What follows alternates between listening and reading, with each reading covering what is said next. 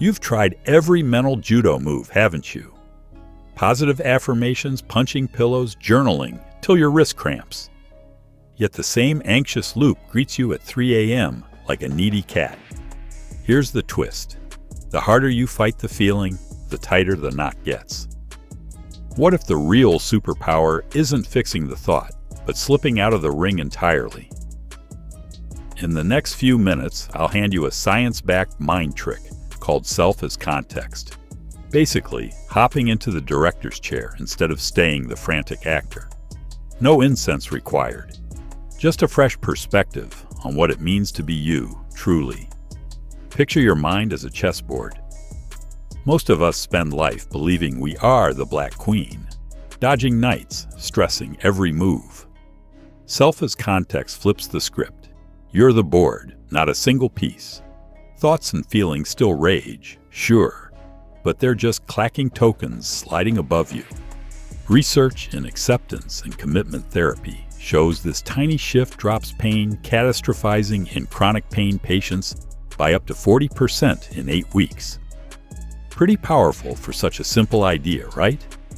Ready to stop being a chess piece? Trick 1. The trap we all buy into evolution wired us to treat every thought as a smoke alarm.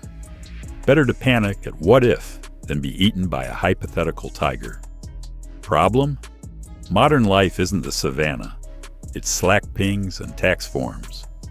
When we treat every mental ping as urgent, the brain's alarm center, the amygdala, keeps firing, locking us in suffering. Fighting the thought, arguing, suppressing, Googling symptoms, feels productive, but neuroimaging studies show it actually strengthens the neural pathway you're trying to erase. Think of it like trying to win tug-of-war by pulling harder. You just end up face-planting in the mud. Trick 2. Meet the observing self-psychologists call it self as context. Ordinary folks might just call it the noticing muscle. It's the part of you that has watched every single life event, first kiss, funeral, Zoom meltdown, from the same seat. Age changes, mood swing, but the observer stays constant. Brain-wise, this recruits the prefrontal cortex, calming the limbic rave. Flip it on by silently adding these 2 words to any thought. I'm noticing. Instead of I'm anxious, try I'm noticing the feeling of anxiety. Instantly, you create a sliver of distance. The emotion becomes data, not destiny, giving you space to choose. Distance equals room to breathe. Trick 3. 30-second practice you can do anywhere. Pause, say stop in your head. Breathe. 1 slow inhale through the nose, out through the mouth. Observe. Label what's present. Tight chest, planning, urge to scroll. Proceed. Ask, what tiny action aligns with who I want to be right now? This whole routine takes less time than scrolling 1 reel, yet it breaks the automatic cascade of fight-or-flight chemistry. Neuroscientists call this response flexibility. Navy SEALs call it winning the war inside your skull first. Trick 4.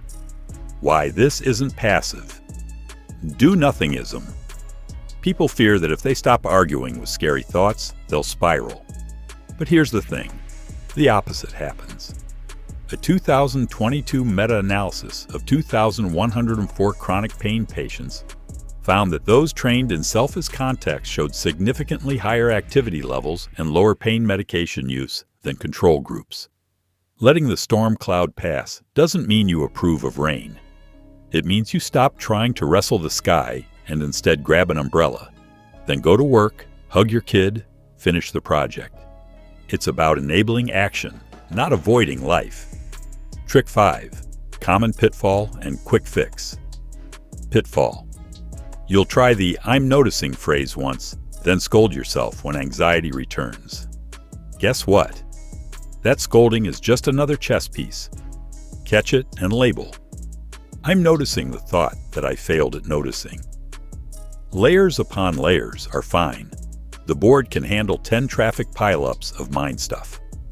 Self-compassion researcher Kristen Neff found that people who allow second-order noticing cut rumination by 28% in 2 weeks compared with those who judge the judger. If this added a pocket of calm to your day, do the YouTube algorithm a favor. Hit like so more overthinkers can find it. And hey, subscribe, because next week we're covering how to turn the same observing skill into rocket fuel for creative flow states. Fighting our inner weather only fuels the storm. Self as context lets you step into open sky, same clouds, different vantage. Try it right now. Breathe, notice, proceed. The thoughts won't vanish, but the grip loosens and life gets done.